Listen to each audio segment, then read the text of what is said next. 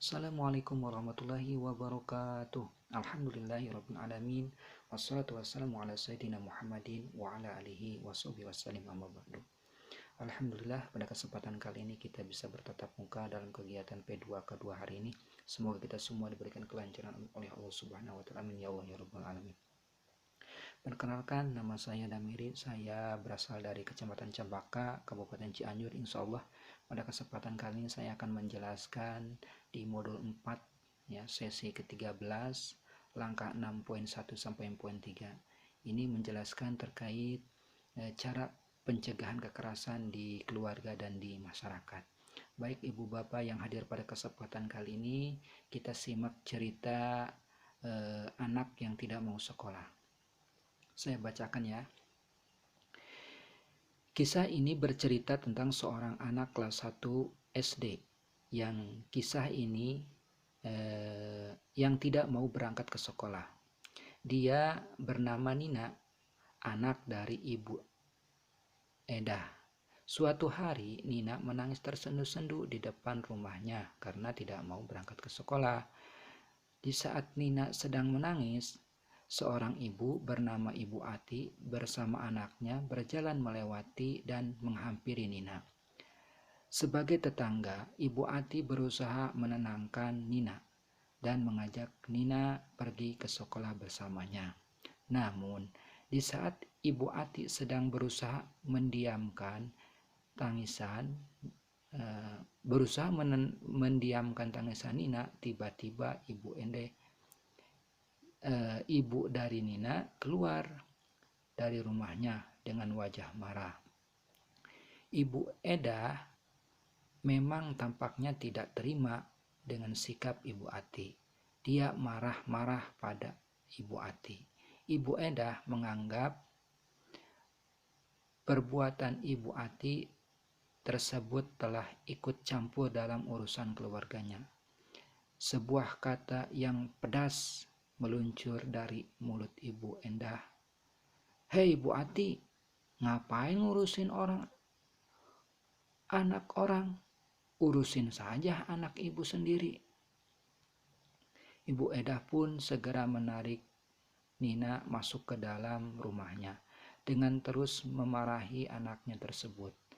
Dan Ibu Ati hanya merenung, dia hanya mengelus dada, dalam hatinya bertanya apa yang harus dilakukan melihat perbuatan Ibu Edah yang sering memarahi bahkan memukul anaknya itu.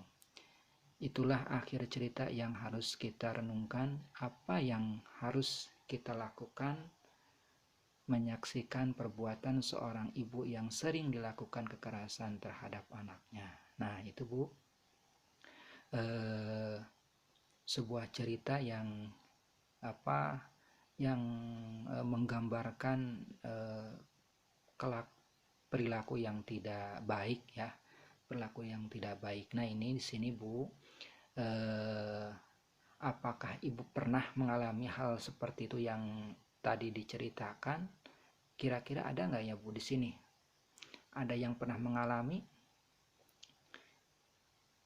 Ya, Ibu Yanti, coba boleh menceritakan waktu di rumah atau di mana terkait hal tersebut. Barangkali ada kemiripan. Ya, Ibu Yanti, silakan. Ya, betul. Ya, Ibu Ati, betul sekali. Bahkan kata Ibu Yanti itu cerita yang tadi itu sudah biasa katanya, sudah biasa di kampungnya. Bahkan ada orang yang lebih daripada itu. Kadang-kadang anaknya ketika tidak mau sekolah ataupun dia membantah kepada orang tuanya, orang tua tersebut bisa saja mengurungnya di kamar seperti itu. Jadi hal-hal seperti itu sudah biasa itu dilakukan, padahal itu merupakan salah satu kegiatan atau perilaku yang tidak wajar atau perilaku yang tidak baik untuk dilakukan seperti itu. Ya, terima kasih Ibu Yanti telah memberikan gambaran ya terkait pengalamannya di kampungnya. Ternyata ibu-ibu Bu Yanti itu di kampungnya cukup ekstrim ya. Bukan hanya dia memarahi, tetapi sampai-sampai mengurungnya seperti itu. Nah, lalu bagaimana caranya kita menyikapi keadaan ketika orang di sekitar kita ada yang melakukan seperti itu? Coba Bu, bagaimana kita menyikapinya?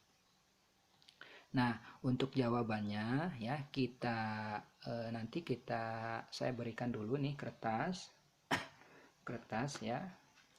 Ini ada beberapa kertas ya. Ini ada beberapa kertas. Silahkan nanti ini kertas ini diisi ya. Bagaimana sih ketika ada tetangga kita yang melakukan hal seperti itu gitu ya. Jawabannya ditulis di sini ya Bu. Nih.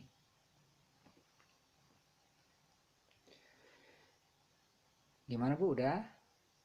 Oh iya udah, terima kasih Bu. Nah, ini ada beberapa jawaban ya. Kita tempel di kertas ini plano ya. Di sini kita tempel satu persatu.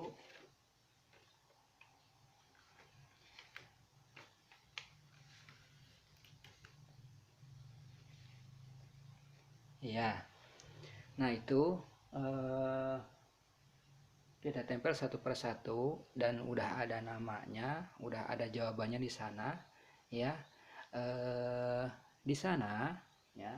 Yang pertama itu ada yang menjawab ditegur ya. Ditegur dengan keras. Nah, ini bagaimana kita menyikapinya ketika orang yang di lingkungan kita melakukan kekerasan kepada anak? Maka jawaban ibu-ibu di sini yang pertama itu adalah menegur ya. Menegur, bagaimana cara menegurnya? Nah, di sini menegurnya gimana Bu, maksudnya menegur secara gimana? Oh iya, maksudnya menegurnya secara keras ya Bu. Oh ya, nah di sini kalau kita mampu untuk menegur secara keras boleh saja, tetapi jangan sampai teguran kita itu imbasnya kepada kita ya, yang sebagai selaku penegur seperti itu. Jadi permasalahan tidak selesai, malah kita merembet kepada kita semua. Jadi tegurannya agak kondisional seperti itu. Kemudian yang kedua di sini laporkan ke RT ya. Di sini ada yang menjawab laporkan ke RT saja ya. Itu juga baik ya, kita laporkan ke RT ketika kita tidak mampu untuk menegurnya. Kita laporkan supaya diselesaikan oleh pihak pemerintah terkait teguran tersebut ya. Kemudian selanjutnya, ini ada yang lebih ekstrim nih ya. Ada yang lebih ekstrim, laporkan saja ke kantor polisi. Nah, di sini jangan dulu kita laporkan ke kantor polisi karena takutnya kalau memang kita tidak ada bukti yang kuat, kemudian nanti ketika kita melaporkan, nah nanti kita akan dilaporkan kembali gitu ya, akan dilaporkan kembali atas pencemaran. Nah, seperti itu. Jadi jangan dulu kita melaporkan ke polisi, tetapi kita lebih ya. Kalau memang ini KPM yang melakukannya, maka kita home visit dulu pada orang tua supaya dikasih tahu atau dalam kegiatan P2K2 ditekankan seperti itu supaya tidak melakukan hal seperti itu. Dan kalau memang tidak mau, maka kita tegur ya, kita ancam dengan eh, dengan tidak akan mencairkan uang bantuannya seperti itu. Jadi jangan langsung dulu dilaporkan ya. Nah, nanti setelah itu baru kita laporkan ke dinas sosial. Nah, setelah dinas sosial, nah baru ada tindak lanjut seterusnya seperti itu ya. Kemudian ada lagi yang ya, ada lagi nih, dikasih tahu secara lembut. Nah, di sini betul sekali kita kasih tahu secara lembut kalau memang itu misalkan di kampung kita ada eh, apa eh, orang tua yang melakukan kekerasan kepada anaknya. Nah, di sini kita lakukan, Bu, jangan seperti itu, maaf Bu, jangan seperti itu, kasihan anaknya. Nah, seperti itu. Jadi ada hal-hal kata maaf sebelumnya. Nah, itu menunjukkan kata yang sopan ya, seperti itu. Jadi itu merupakan bagian atau cara yang baik. Adapun dilakukan seperti tadi, yaitu dengan kata-kata yang lembut, tidak melaksanakan, nah baru kita kalau kita mampu baru kita tegur dengan kata yang lebih tinggi lagi, seperti itu intonasinya. Nah, setelah itu ya baru kita, kalau memang KPM, kita tadi ancam seperti tadi ya.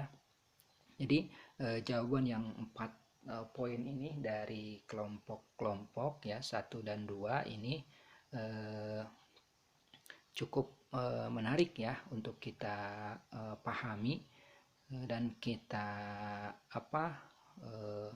apresiasi seperti itu, karena jawabannya bervariasi, namun ini menjadi bahan pertimbangan kita semua ya.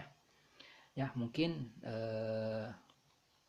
itu jawaban dari kelompok 1 dan 2. Jadi kita simpulkan bahwa kekerasan terhadap anak itu merupakan salah satu perbuatan yang melanggar undang-undang, melanggar norma-norma hukum ya, seperti itu.